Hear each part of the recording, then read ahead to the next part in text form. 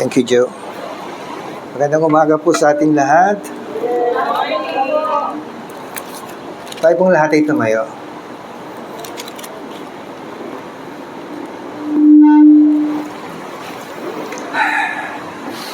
Tayo po ilalapit sa Panginoon at siyasatin po natin ang ating pong mga puso.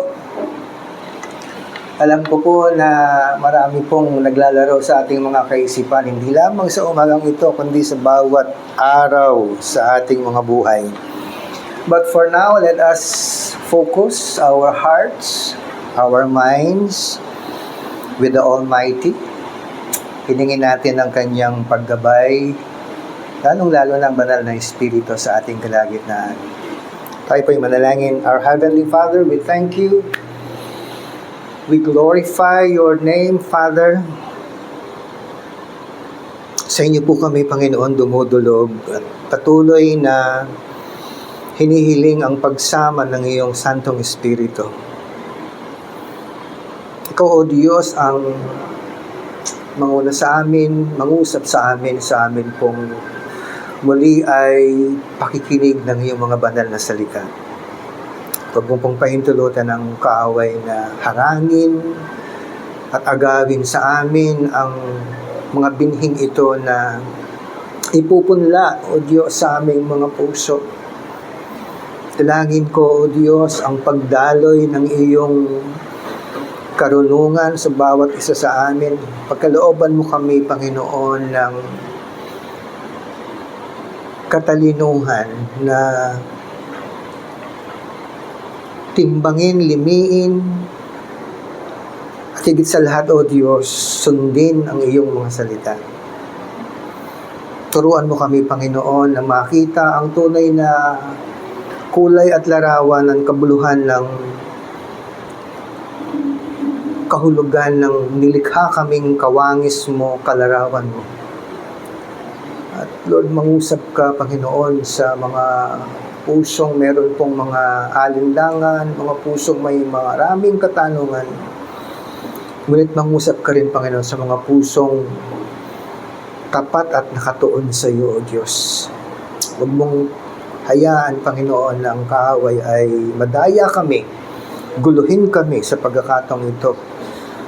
At dalangin po namin, Panginoon, ng iyong banal na dugo ang siyang magbakod sa amin sa apat na sulok na bahagi ng sambahang ito. Malayang makakilos ang iyong banal na Espiritu. At kami, Panginoon, ay may kagalakan na pakinggan, higit sa lahat sundin ng iyong mga salita. Sa inyo ko po tinitiwala, Panginoon, ang kaayusan ng pagpapahayag ng iyong mga salita. Ng mga salita mo, Panginoon, ay tunay nga na minsan pang patunayan mo, Panginoon, na ang salita mo'y buhay, Panginoon, na kumikilos, Panginoon, sa bawat isa sa amin. Alalahanin mo, Panginoon, ang mga kapatid po naming wala sa kasalukuyan. Ano naman ang kanilang kalagayan? Ikaw, Lord, ang siyang mangusap sa kanila. Dalangin din namin, Panginoon, mga kapatid po naming nasa malalayong lugar, na pag-isahin mo po ang aming mga espiritu, na may kagalakang nagpupuri sa iyo, Panginoon. Kaya salamat. Ganon din po, Panginoon, sa mga kapatid na meron pong mga karamdaman. Ikaw, Lord, ang magbigay ng kagalingan sa kanila. Sa mga nangihina, Lord, itindig mo po sila, Panginoon. At muli, salamat, Panginoon, sa pagkakataon. Salamat sa biyaya. Salamat, Lord, na pinagkalooban mo kami, O Diyos, minsan pa ng kalayaan na lumapit sa iyo. Puri ka namin, Panginoon, sinasamba ka namin. Ito po aming samot hiling sa pangalan mo lamang, Jesus. Amen. Hello. Mukhang may problema yung mic natin. Ayan, sige po, makakaupo na po tayo. Nagbatian na ho ba kayo sa bawat isa? O tayo pong lahat ay tumayong muli at magbatian po tayo sa bawat isa. Ayan. Kumustahin nyo naman ang inyong mga katabi. Ang tagal-tagal nyo nang hindi nagkita. Buti hindi natunaw yan sa sobrang ulan. Yan. Bigyan nyo ng matatamis ng ngiti. Baka may problema lang umalis sa bahayan. Dito man lang maluwagan sila, mga kapatid. Yan, kamayan, kumustahin, tapikin sa balikat. Tapik lang po, baka dagukan nyo. Tapik lang, tapik. Yan. Ayan. Kumustahin po natin ang bawat isa para ma-feel ng bawat isa na sila po ay namimiss. Lalong-lalo na si Marisa, matagal nang di dumadalo yan sa gawain. Joke lang. Ayan, kasama na yung... Ano pangalan niya? Mateo. Yan ba tax collector din? Okay? Ako po ay lubos na nagagalak na pagkatapos po ng mahabang panahon ng pag-ulan ay nakita-kita po tayo, hindi po kayo inanod. Naalala ko si Brother Romeo dahil meron silang sapa sa ilalim. May nahuli ka bang isda doon, kapatid? Ayan. Tutuloy po natin ang ating pag-aaral. Muli, binabati ko po kayo ng isang biyayang umaga at ako po I'm really very excited to see all of you. No, dahil nung nakarang linggo ay hindi po ako nakadalo, kaya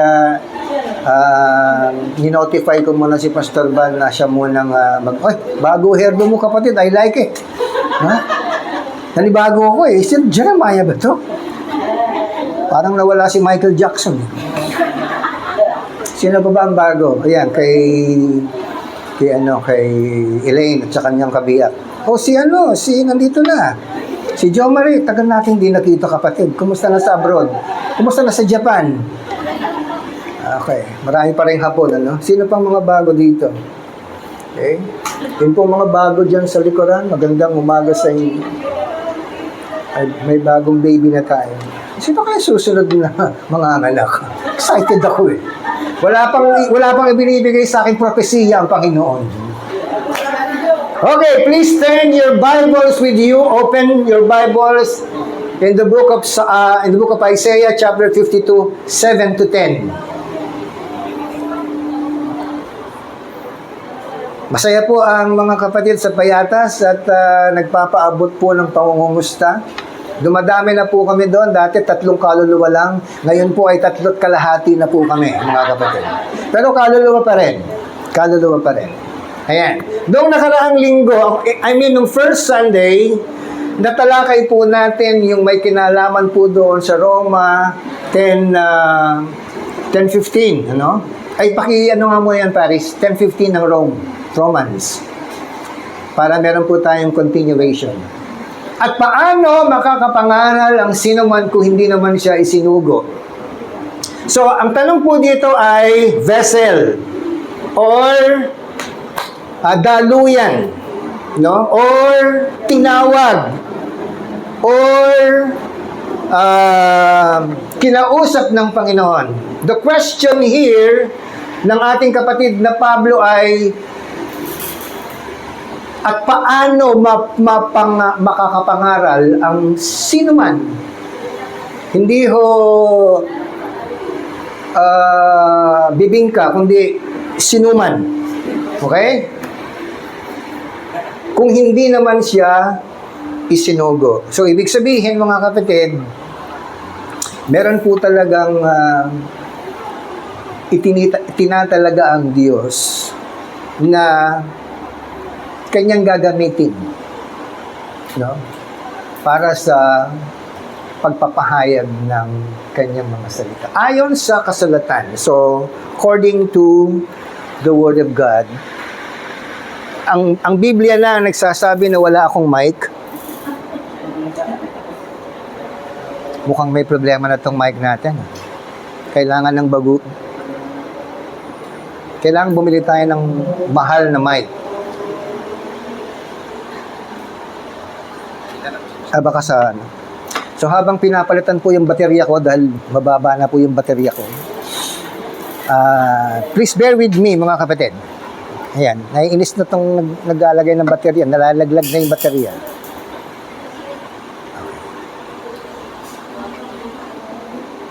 Sino po dito yung nakadalo ng unang linggo? Ayan, maraming daliri ang nakataas. So, O 5 daliri na yung nakadalo nung unang linggo. Nadagdagan pa ng 5 daliri. So maraming daliri ang nakadalo nung unang linggo.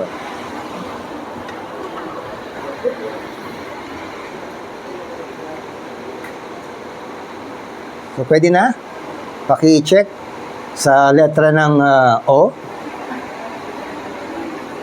Ayan. Wala pa rin. Wala pa rin. Mahina pa rin. Okay. Nagising tuloy si Mateo.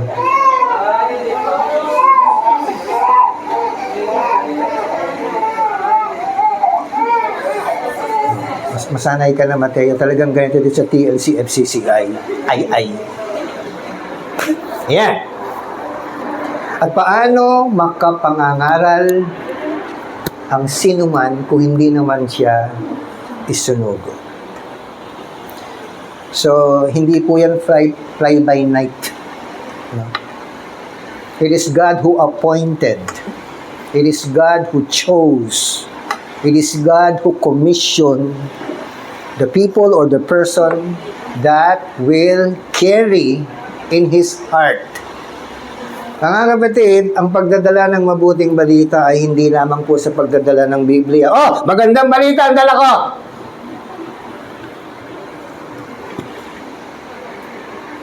First, sabi po doon, sa una, kung titingnan po ninyo, verse 1. Mga kapatid, ang ninanais at dinadalangin ng aking puso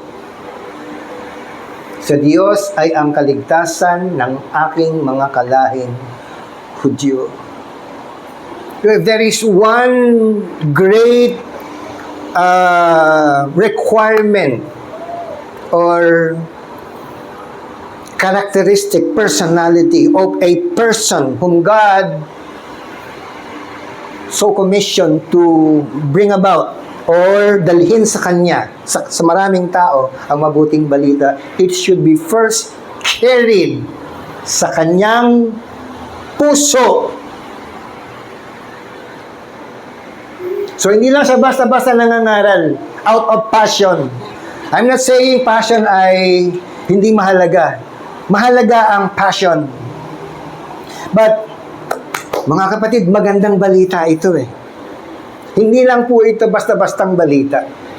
May tinataglay ang magandang balita. Yan ang po ang itatawid po ng Isaiah 52:7-10. Pero kailangan muna po nating makita yung paano to pinoproseso ng Panginoon. Okay? So meron po talagang panahon for preparation, merong panahon for isolation, merong panahon for yielding and giving up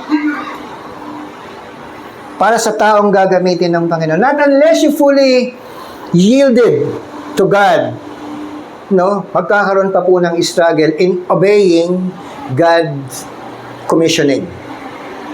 Kapag ang tao ay fully obedient to the Lord, fully surrender to God, no? His struggle, his anxieties and everything will not be as big as the sky. Kasi ang programa na at ang mandato ng Panginoon ang mangingibabaw. Not unless yun ang talagang laman ng puso mo, because out of the abundance of the heart, the mouth will speak. So balik po tayo dun sa 15. Yun po. At paano makakapangaral ang sino man kung hindi naman siya isinugo? Nasagot na po natin sino yung sinugo? Si Pablo. Ano ang mayroon kay Pablo at sa puso ng Panginoon? Yung puso ng Panginoon at ang puso ni Pablo, isa. Ang nais, maligtas ang mga Hudyo. Now, if our heart is not totally aligned with the mandate of God, dapat diretso yan from the heart of God to our heart, and from our heart going up to God. Dapat synchronize po yan, mga kapatid. Naranasan nyo na ho bang mag-recharge ng inyong mga cellphone? I do believe, doon sa mga may cellphone, nagre-recharge po kayo, di ba? At minsan nagkakamali kayo ng tusok, pagsuksok. Di ba dalawa yung convenience outlet? Minsan yung isa lang ang naitutusok natin. Kahit magaling pa kayo magtusok ng fishball, iba yung fishball, iba yung charging, mga kapatid. So what will happen? At akala mo nakatusok na, hindi naman pala naka-on. Ganyan yung nangyari kay Sister Presi. Buong akala niya naka-recharge yung kanyang, nag-charge yung kanyang cellphone. Nung kanyang isinaksak niya kanyang cellphone, 25% ang batteries ay lumipas ang 10 taon. Binalikan niya, kapatid! After 10 years, 24 ang level ng baterya. Nagtaka pa siya. Bakit? Hindi pala naka-on. Maraming Kristiyano, akala nila, naka-charge sila sa Panginoon. Pero bakit ang lulubay-bay? Parang mali yata yung sinaksakan nyo, kapatid. 210 yung, 210 na nakalagay doon. Ay, sa 110 yun nilagay. Ay, 220 pala eh. Lagay nyo, 110. Sino po dito mga 110 Christians? 110! Ay, hindi magtaas. Sige, bahala kayo. Ayon sa kasulatan, napakagandang pagmasdan ang pagdating ng mga nagdadala ng magandang balita. Medyo kulang to eh. Nawala yung paa. No? Actually, hindi naman talaga paa ang binibigyan ng pansin dyan, mga kapatid. It is the idea, of course, na kapag ako'y may dadalhin sa'yo, kailangan kong kumilos. Alangan ako, magtumbling ako ng kamay kong gamitin ko na pupunta sa inyo. Baka magtaka kayo, ano ka, sirkero? Hindi. Sino po dito may mga paa? Taas ang kamay! Natatakot kayo. May kasunod to, Jack! Alam ko naman may mga paa kayo, kapatid. Ang tanong magaganda ba ang paa ninyo?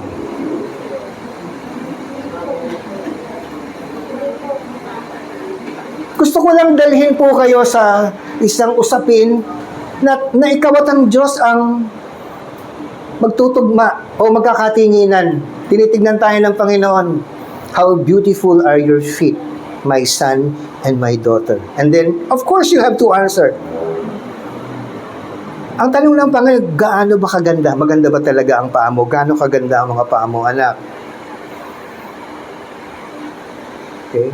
52:7-10, Isaiah.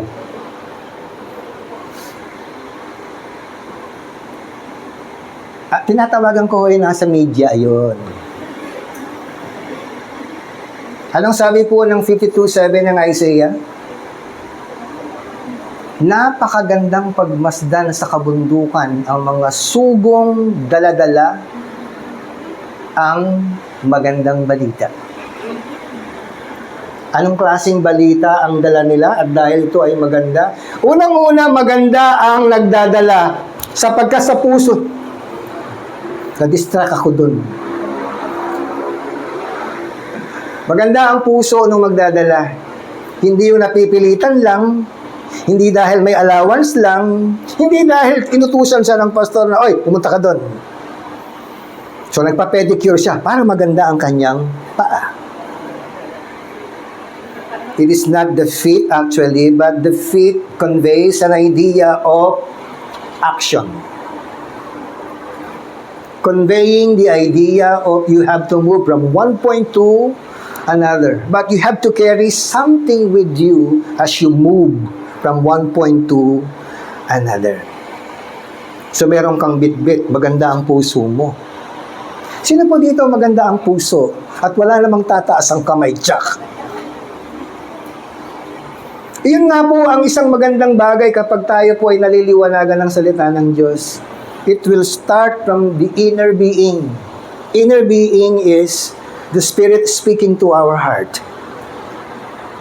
Kasi hindi kanya kokonsensyahin. Pinupurge ka lang ng lahat ng uri ng pagkukunwari. All kinds of hypocrisies. No? Pupunta ka sa isang gawain.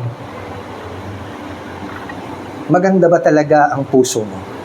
O out of compliance? Above all else, sabi po ng Proverbs chapter 4:23, pakilagay nga muna doon pansamantala. Kawikaan 4:23. Higit sa lahat, ingatan mo ang iyong kaisipan, sapagkat kung ano ang iyong iniisip, yun din ang magiging buhay mo. Sa English, above all else, guard your heart, for it is the wellspring of life. Bukal. Ibig sabihin, tuloy-tuloy, bukal. Walang bukal na gumanon lang, tapos supot. Ay, sorry po. Parang paputok. Akala mo ay 5 star. Ayun pala ay quitis. Tingnan mo ang mga katabi mo. Mukha bang 5 star or mukhang quitis? So, tingnan po natin ito Dahil nagsimula po tayo sa Romans 1, it is the heart of Paul so burdened. Talagang ang bigat ng kanyang puso, hindi sa problema, kundi ang kabigatan niya ay, paano maliligtas ang aking kalahi? Yun ang kanyang desire. Mga Hudyo na yan, mga kapatid, Hindi ang mga Katoliko, hindi rin mga Pilipino yan. Pag sinabing Hudyo, pagdating sa pangako, pagdating sa pagiging bayan, pagiging mga pinili ng Diyos, sila yon. Sila yon, mga kapatid. Pero ang sabi po ng salita ng Diyos, hindi dahil ikaw ay ipinanganak na Hudyo, ay Hudyo ka nga. Kaya mabigat kung inyo pong nanamnamin ang kahulugan ng salitang ano ba ang totoong Hudyo. At yun ang isang dahilan kung bakit itong si Pablo mula sa pagiging Hudyo. Hindi po niya inalis ang kanyang lahi na Hudyo. Pero itinaas niya ang antas ng kanyang pagiging Hudyo dahil niyayakap niya ang mga hintil. Ang mga Hudyo kasi, mga kapatid, yung mga Orthodox na mga Hudyo, hindi po sila nakikisama sa katulad po natin. Nihawakan lang tayo, bawal po yun sa kanila. Nakita po kayo sa TV, sa YouTube, at saan pwedeng panoorin yung mga Orthodox na mga Hudyo na mayroong mga kulot-kulot ditong buhok, may balabal sila na kung ano-ano, ang haba ng balbas, at parang ubod ng linis na kapag mayroong ibang tao, lumalayo sila. Kaya mahirap po sa isang Hudyo na dalhin sa pagsamba sa Panginoon, sapagkat hanggang ngayon, hindi nila kinikilala ang Panginoong Jesus. Having said that, balik po tayo dito. Sabi ito, higit sa lahat, ingatan mo ang iyong kaisipan or ang iyong puso, sapagkat kung ano ang iyong iniisip, kung ano ang laman ng iyong puso, yun din naman ang magiging buhay mo. Now, the question is, pag pumupunta ka sa ganitong gawain, ano ang laman ng puso mo? Is it really to seek the face of God? Kaya ka ba nandito dahil gusto mong mamasdan ang kagandahan ng mukha ng Panginoon o pinagmamasdan mo ang mga kapangitan ng iyong katabi at sinasabi mong mas maganda ako sa iyo in your heart? Ngiti si Marisa sapagkat alam niyang maganda siya. Saan ka ba magmamana yung mga anak niya kundi kay Marisa? Bakit? Ayaw mo ko ba't naging ganyan ang mukha ni Emerson? Buka na inis si Marisa nung ipinapanganak si Emerson, kaya medyo pumangit ang mukha ni Emerson. Bibiro lang, Emerson, ikaw pa rin ang pinakamagandang lalaki sa TLCFCC. Ay, pangalawa ka lang sa akin. At pangatlo si Bal. Yung mga magagandang lalaki, magbuo po tayo ng samahan. Okay?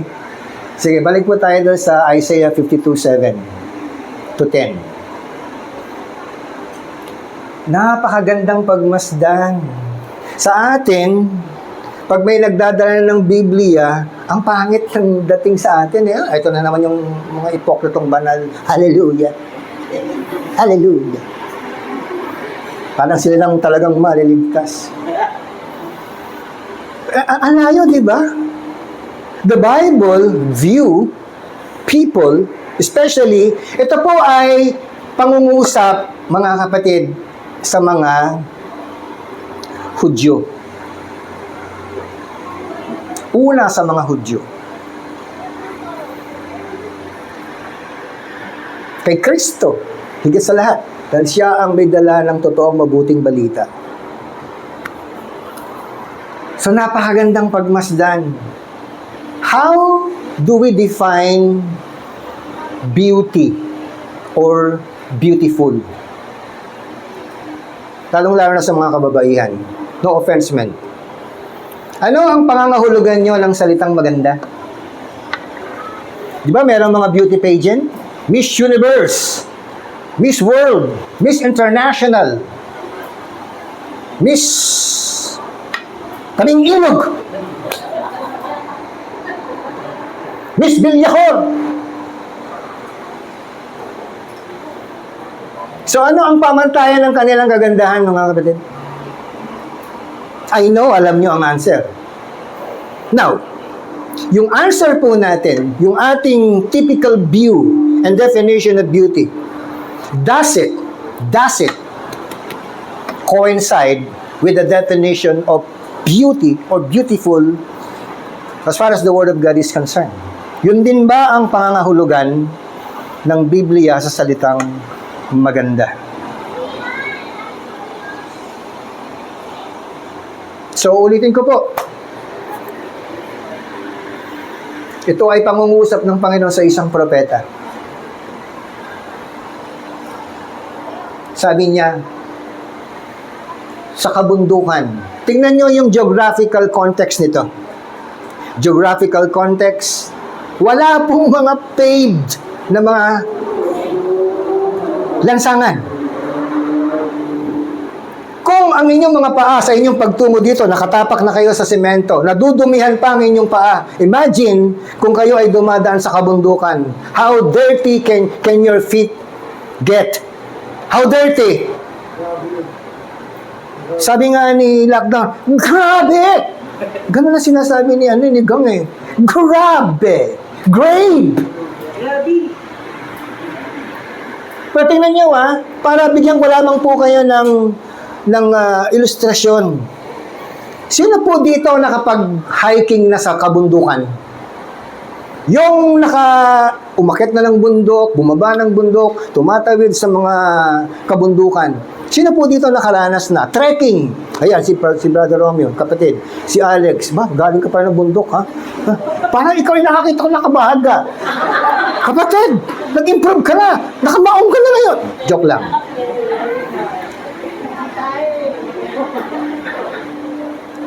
Gaano kadumi ang isang paa o ang mga paa na manggagaling sa bundok? Imagine po ang Israel ay disyerto, kabundukan. Hindi po yung modern day Israel. Kasi may mga may mga kalsada na eh. Pero doon muna po tayo sa geographical location or context ng nakapaloob dito sa salitang ito. Napakagandang pagmasdan sa kabundukan ng mga subong dala-dala ang magandang balita. Mga kapatid ng mga tao noon, hindi na po sila bago sa balita. Lalong-lalo na kung ang balita, naku, lulusubin na tayo. Maghanda tayo, mamamatay tayo, napakaliit natin. Anong uri ng magandang balita ang dala-dala ng mga ubod duming paa? Gaano kaganda ang magandang balita? Balita na naghahayag ng kapayapaan. Excuse me po. When you do evangelism, bear this. Hindi bersikulo ang dala mo. Hindi kapitulo ang dala mo, at hindi rin kabanata ang dala mo per se. Hindi po. Mas malaki ang dala mo. no? Unang dala mo ay ang komisyon ng Diyos. May pagtitiwala sa iyo ang Panginoon. So do not waste your time doing something which the Lord told you not to do or told you what to do. Okay? Anong uri ng balita? Dahil magandang balita, ang balita na maganda ay nagdadala ng kapayapaan. Naku kapatid, may dadating na namang 7.98 na lindol.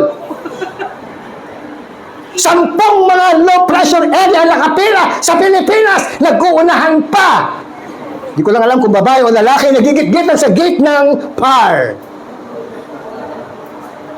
At yung gasolina, diesel, naku kapatid, kung ikaw ay 5.5, 5.9 ang itataas.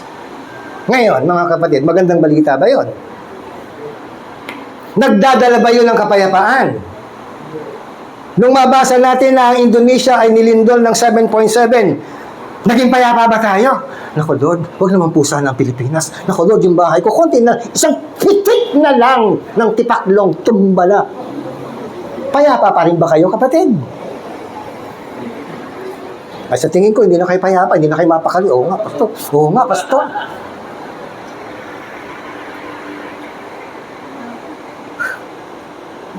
Ang Biblia ay naglalaman ng digmaan, ang Biblia ay naglalaman ng patayan, ang Biblia ay naglalaman ng gahasaan, ang Biblia ay nagdadala ng pagnanakaw. Lahat ng pangit sa Biblia nandito. Pero bakit ang tawag ay magandang balita? Challenge your sense of yung inyong high level of intellect. Bakit tinawag na magandang balita ito? Samantalang namatay na eh. Paano naging magandang balita yun? Kung talagang pilosopo ka, wala kang matatagpo ang maganda sa Biblia. But the word itself conveyed the direct opposite. Why? Those people coming from the mountain bringing the good news. The good news. Ang good news ay nagdadala ng kapayapaan. Bakit? Mga kapatid, ang mga Israelita ay paulit-ulit na dinidigma ng mga tao noon. And they don't have peace. Kaya nung mabuo ang salitang shalom, hindi na po yun naalis sa kanila. Shalom, shalom, shalom. May your body, spirit, and soul be well with you. For you.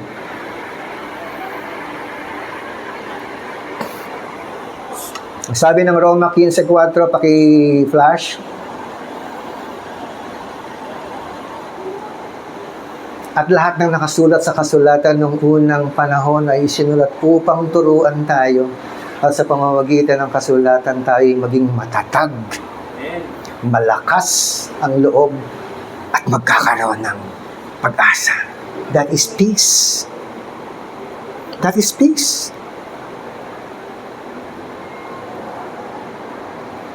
Kaya kahit mabasa mo dito ang patayan, lalo na sa aklat ng hukom, lalo na doon sa isang propeta na sinabi, mag-asawa ka ng ganito, asawahin mo si Gomer. At inasawa naman niya. Sagwa ng Tagalog ko, no? Pero, nagtaksil. Anong ginawa? Abay, kinatay. 12 piraso. Sa tingin nyo ba, dito lang sa Pilipinas, uso ang chop-chop-chop? Sa Old Testament, may chop-chop-chop na. Nauso lang sa may kawayan na mag-chop-chop ng mga sasakyan at ibenta ang mga spare parts. So grotesque. So graphic ang Biblia. Walang itinatago ang Biblia. Pero sa kabuuan, ano ang sabi? Magandang balita. At anong uri ng balita nagdudulot ng kapayapaan? Paano binakapan to ng New Testament? Ang sabi doon, yung lahat ng nasulat, lahat, mula sa simula. Sabi doon ay nasulat upang tayo ay mabigyan ng kamalayan, maturuan. Ano ibig sabihin nun? Isang beses mo lang babasahin ng Biblia, natuto ko na, hindi po. Ang sabi po ng Roma, Kabanatang 10, ang sabi doon, for by hearing and hearing the word of God, faith comes. Hindi po by listening and by listening the word of God, faith comes. No! By hearing. Ang hearing and listening ay two different things. Listening is the operation of the ear, but hearing is the function of the Spirit. It's the function of the heart. So sabi nga ni, sino bang mambabatas ito? Nagsasalita, you're listening but you're not hearing me. You're listening but you're not hearing me. Therefore, kaya nga sinasabi ng Biblia, hear, O Israel, the Lord is one. The Shema. Pakinggan. At yung pakikinig ay dapat tumatagos sa kaibuturan ng iyong puso, hindi sa iyong tenga. Anong silbi ng mabuting balita at sa pamamagitan ng kasulatan, which is the good news? Tayo ay magiging matatag. Bakit kailangan nating maging matatag? Kung ang mga Israelita noon, mga kapatid, hindi pa sila itinuturing na bansa, sila ay pinatatag ng Panginoon dahil sa mga kautusan ng Diyos. At kahit pa nga hindi nila nasunod ang kautusan ng Diyos, hindi magbabago ang Diyos sa kanyang mga iniaatas at ipinagtatagubilin. And so therefore, we are duty-bound to take heed sa message nito. At sa pamamagitan ng kasulatan, tayo'y magiging matatag at malakas ang loob. Walang Kristiyanong mahina ang loob. Bakit humihina ang loob ng Kristiyano? Sino bang pinapapasok mo sa kaloob-looban mo? Kung si Kristo ang nakaluklok sa trono ng iyong puso, wala akong makitang dahilan para manghina ka. Of course, mapapagod ka, humanly speaking, because we are limited in our capacity to endure. And that's why the Lord Himself made an antidote doon sa ating kapaguran. Kaya nga sabi sa Mateo, kapatid, 28. Ito po ang isa sa napakahalagang titulo o talata ng Biblia na tumagos sa kaluluwa ko. Pagkat 11:28. Lumapit kayo sa akin. Bakit? Walang matinong tao na lalapit sa Diyos. Wala. Yung wala kang problema, ba't ka lalapit sa Panginoon? Wala kang sakit, ba't ako lalapit sa Panginoon? Okay naman ako sa pananampalataya ko, bakit ako lalapit sa Panginoon? Give me one good reason why would I approach God. And therefore, sabi ni Mateo, lumapit kayo sa akin. Imbitasyon yan na merong utos. Bakit kailangan imbitahan pa ang tao? Go back to the Garden of Eden. The Lord Himself approached the couple. Si Lord ang lumalapit sa kanila. And even He dirtied His hands in molding the first man, so as to establish closer relationship with the man when He breathed upon the nostril of Adam the breath of life. Nabuhay si Adan sa hininga ng Diyos. Tapos nang may hininga na siya, lumayo siya sa Diyos. Ang sabi ng Panginoon, lumapit kayo sa akin. Kayong lahat na nahihirapan at nabibigatan sa inyong pasanin. Wala naman sinong matinong tao dito na magsasabi, wala akong pasanin, Pastor. Nothing that I am carrying upon my shoulder, or even in my heart, even in my head, nothing, nada. Wala. Lahat ng tao meron pong pasanin. At alam ng Panginoon ang kalalagayan ng tao. Hindi siya makakapaglihim sa Diyos. Kaya nga, lumapit kayo sa akin, kayong lahat. Kung hindi ka nabibigatan, hindi ka kasama dyan. You are not included with this kind of invitation because the invitation is purely and exclusively for those who are heavily laden and tired. But if you think, kung iniisip mo na hindi ka nabibigat ang lubat, hindi ka napapagod, of course, bakit ka lalapit sa Panginoon? Common sense. Common sense.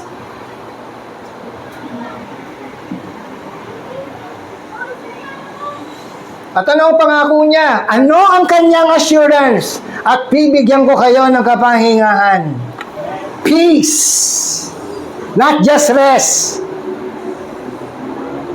Yung tired ka sa iyong katawan, you need, 8 hours or 9 hours normal kind of sleep.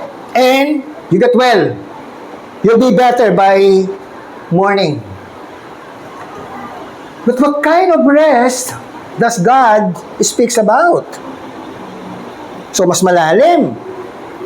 At yung imbitang yan ay mabuting balita sa ating lahat, mga kapatid. Next.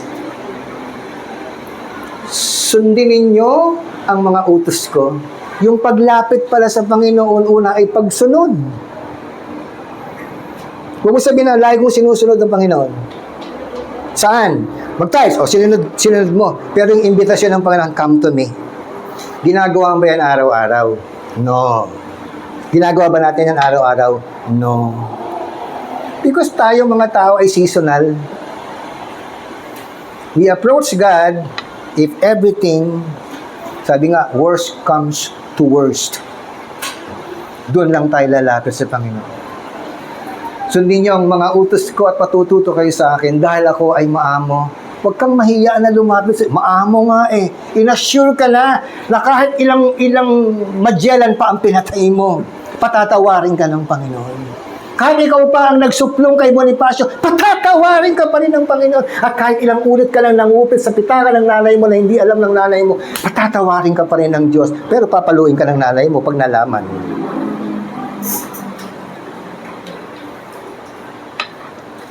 Asan si Lelen?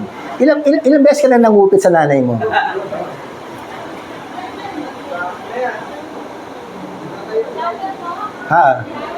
Ha? Ako, meron po akong patutuo patungkol sa pangungupit.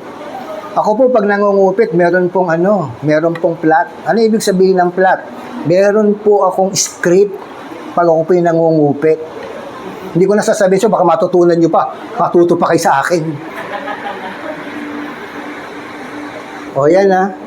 Bakit ka mahihiya o matatakot na lumapit sa Panginoon na nag-iimbita samantalang siya na nagsabi, maamo ako. Nanay mo, pag lumalapit ka at pag alam niyang may kailangan ka, sabi, Red! Kita ko na yung mukha mo, alam ko may kailangan ka! Lumayo-layo kang mabigwas ang pakita. Di ba, Marisa? Pero ang panawagan, ang imbitasyon ng Panginoon, una ay, nabibigatan ka ba, anak? Hindi na kita babibigatan pa. Napapagod ka ba, anak? Hindi na kita papagurin pa. Pag lumapit ka sa akin, itong una kong gagawin, bibigyan kita ng kapahingahan. At hindi lang yun, baka magdalawang isip. Sige. Baka magdalawang isip ka pa sa paglapit sa Panginoon. Ito ang assurance ng Panginoon. Maamo at mababang loob. Saan Diyos ka makakakita ng kanyang klaseng Diyos? Hindi ko yun alam dati. Sa alam ko, magkilala ko ang Diyos. Pero yung karakter niya, hindi ko alam. Maamo at mababang loob. Makakapagpahinga kayo. Ina-assure niya yan. Lumapit lang kayo kay Lord. Yung totoong paglapit. Next. Dalihing madali. Dahil madaling sundin ang mga utos ko at magaan ang ipinapagawa ko. Diyan, tanungin niyo si Lord diyan. Panginoon, kung talagang madali ang inyong pinagagawa, bakit maraming mga Kristiyanong namamatay sa misyon?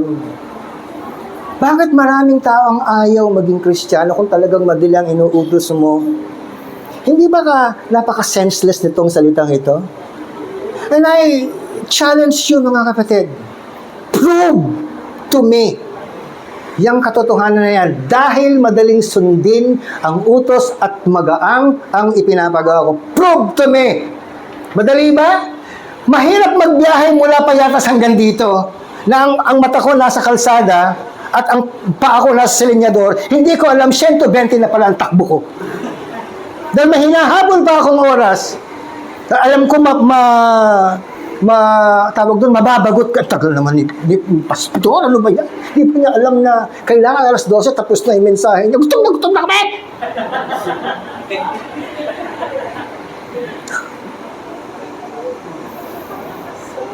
Ay dadaanan ko pa si Presi at saka si Jana at saka si Aaron doon sa Payatas. Imbes na diretso na sana ako dito sa Biblia ko, dadaanan ko pa itong mga pabigat sa buhay ko, mga kapatid. Ha? Tapos sasabihin ng Biblia, dahil madaling sundin ng mga utos, ano ka, patawa?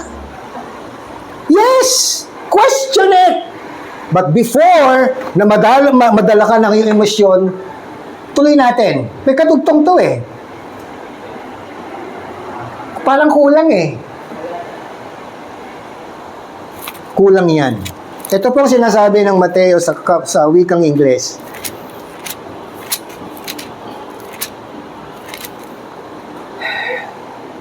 Come to me, all you who are weary and burdened, and I will give you rest.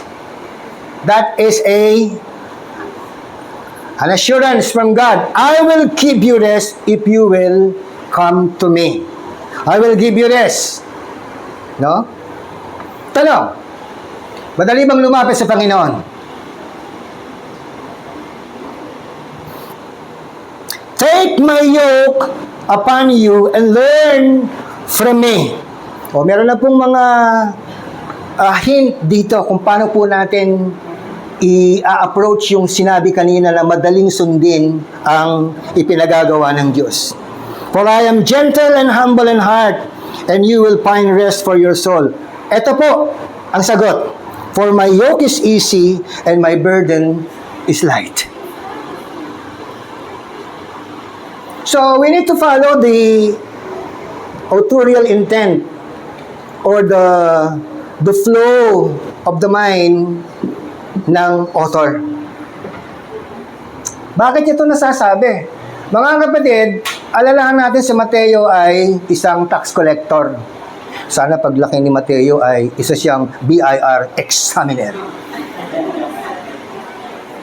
Marisa, pag yan naging BIR examiner, iba-iba tayo, kapatid. Pwede na natin ipagawa itong ating church. 100 palapag. Ha? Yung 50, garahe ng mga sasakyan, kapatid. Ha? Yung susunod na 50, yun ang ating sanctuary. Ha? Walang maleta doon, kapatid.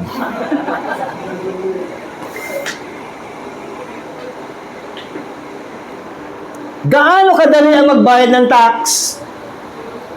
Alam niyo ba kung gaano kalaking tax ang ipinapataw sa bawat balikat ng mga Hudyo? 38% to 40%. Dinaig pa si Recto. Magkano ba kay Recto? 12% lang naman eh. Di ba?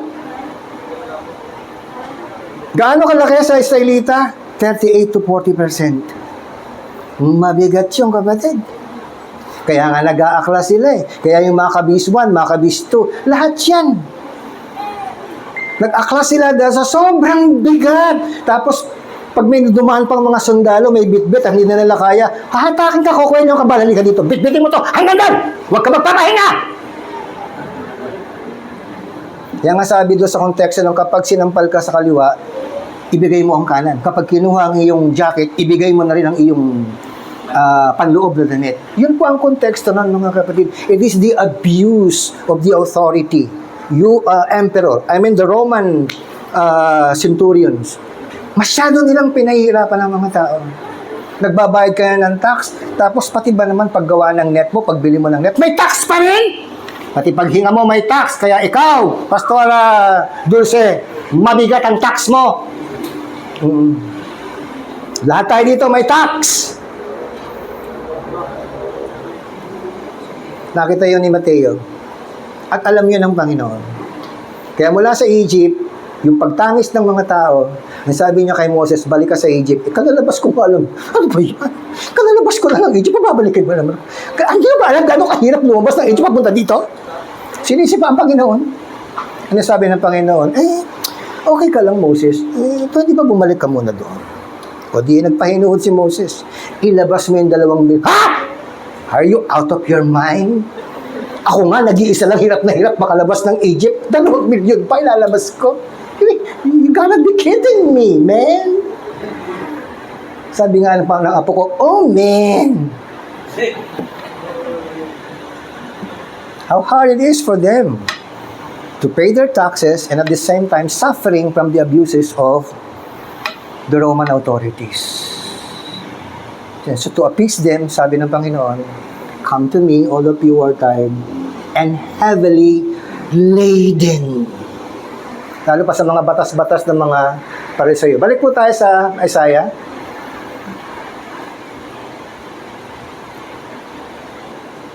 Ano ang nakapaloob elemento ng magandang balita? It should be about peace of God.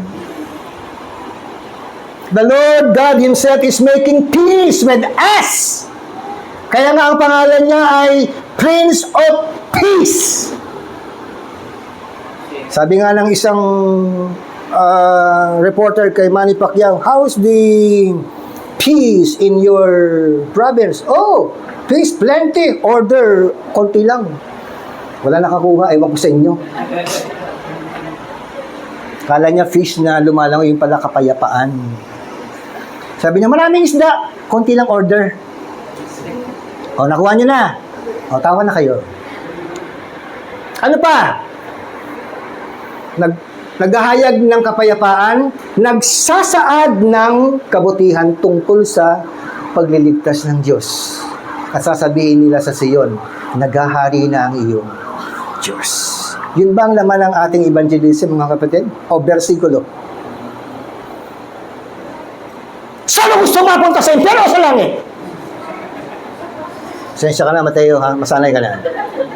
Pero nanay mo nagulat, hindi ikaw eh. Masasanay ka rin, Mateo. Meron ako isang kapwa lingkod, babae, si Sister Agida. Naku po, napakatapang. Pero yung mukha niya, kala mo, nakabatak eh. Namumula yung mata niya eh. Tapos kung magsalita, ang tigas, paano naman ako maniniwala ng Kristiyano ka eh kung maka-upload? Saan mo gusto mapunta sa langit sa impyerno? Yun ang papasok pala ng jeep yun hindi pa nakakaupo. Eh siyempre ikaw nakaganong ka, nagmumuni-muni ka, tapos bibigyan, saan mo gusto mapunta? Sa impyerno o sa langit? Eh ikaw naman, siyempre sa langit. O yan. Pagbaba ng jeep, walang tumanggap kay Lord. Buti hindi sinipa eh. Eh matanda na kasi, siguro naaawa na lang eh.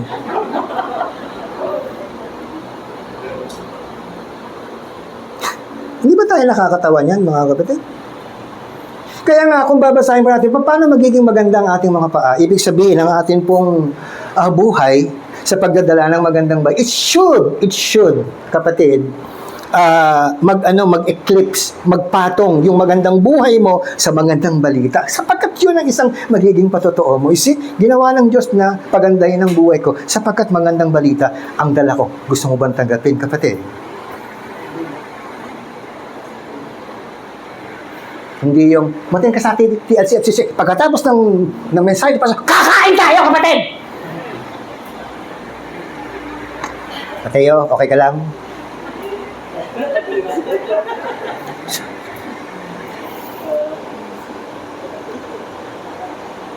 Malakas ang dugo mo, Elaine, ha? Mukhang kamukha mo, ha? Nagsasaad ng kabutihan tungkol sa pagliligtas ng Diyos. Diyan po tayo maging careful. Huwag po nating i-sugarcoat ang pagliligtas ng Panginoon. Kaya nga nagsasaad. Na yung sinasabi mo, it should be not only from experience, but coming from the wisdom of God. Si Pablo kapag humalap sa mga Stoics, sa mga Athenian, hindi po niya ginagamit ang kanyang karunungan bilang isang Ebreyo. Isa po siyang debater kapag lumalapit sa mga Athenians. Mga debater yung mga Athenian na yan. Yung mga Stoics, yung mga matatalino.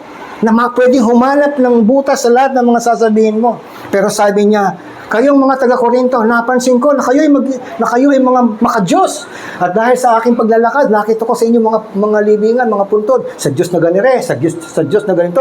At meron ko napansin, sabi doon, at sa Diyos na hindi nakikilala. Ngayon, mga kapatid, narito ako upang ipakilala sa inyo ang Diyos na hindi nyo nakikilala. Ganun siya kagaling.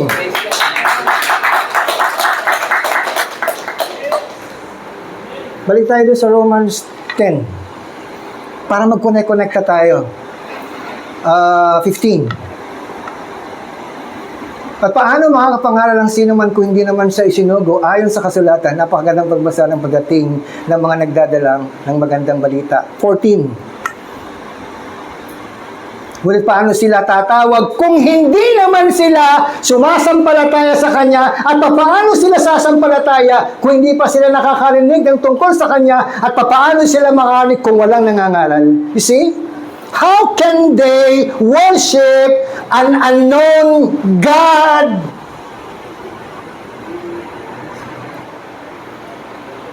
Paano ba natin ipinapakilala ang Diyos?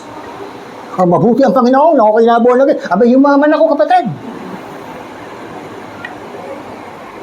Ba't di mo sabihin ang totoo na ako yung nagsisimula mag-born again sa katutak na struggle ang pinagdaanan ko dahil gustong-gusto kong pumunta sa Harrison Plaza para katagpuin ng mga nagbebenta ng mga kilo-kilong laman doon. Makahuli ako ng mga kalapating hindi na lumilipad. Pinupulot na lang, hindi na makalipad. Napanood niyo ba yung isang patoto ng isang taga-May-Kawayan, naging callboy siya for how many years? Taga-May-Kawayan. Napanood niyo?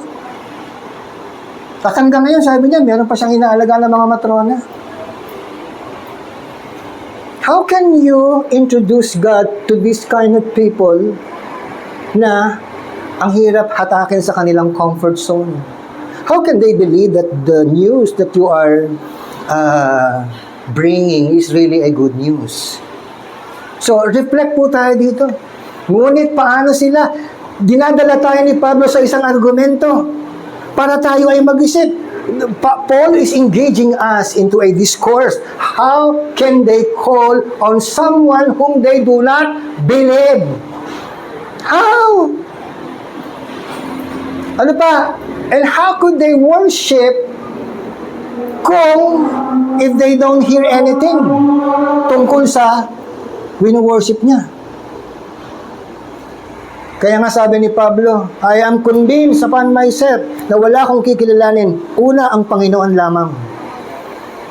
To carry His cross upon Himself. For me to live is Christ, and to die is gain, and He died. Paano sila makakarinig ng tungkol sa Kanya? At paano sila makakarinig kung walang mangangaral? Do you think that is exclusive for the preacher, pastor, evangelist, apostles? No.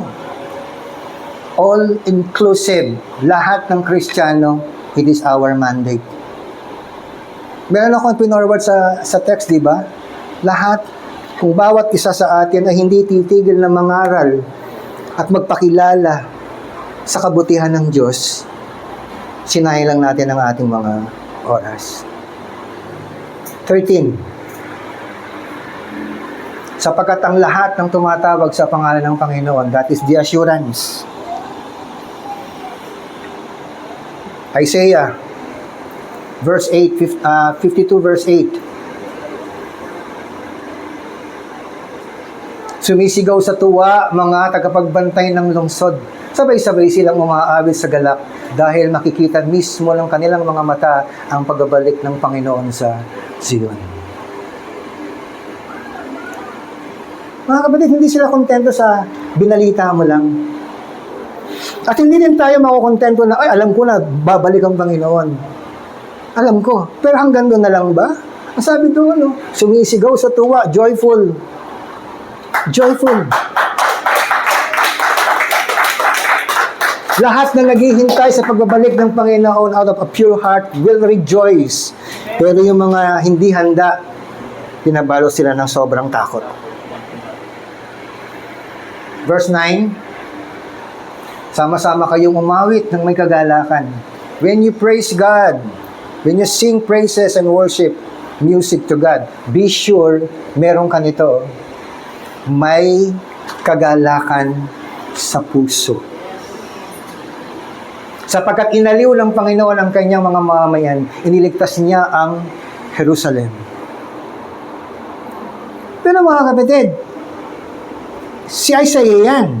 In AD 70, wasak ang Jerusalem. Anong ibig sabihin ng iniligtas niya ang Jerusalem? Ba't nawasak kung niligtas? Again, yung argument po natin. Iba ang palatuntunan ng Panginoon sa palatuntunan po natin. When it comes to how God moved and how God answers our prayer. Hindi dahil nananalangin ka sa Panginoon, "Oh Lord, nanalangin na ako," obligado kang dingin ang panalangin ko. Sino may sabi? Sabi ng Biblia, magagawa ng Diyos ang lahat ng kanyang naisin. At kailanman hindi nagkakamali ang Diyos. So kung ang inyong paniniwala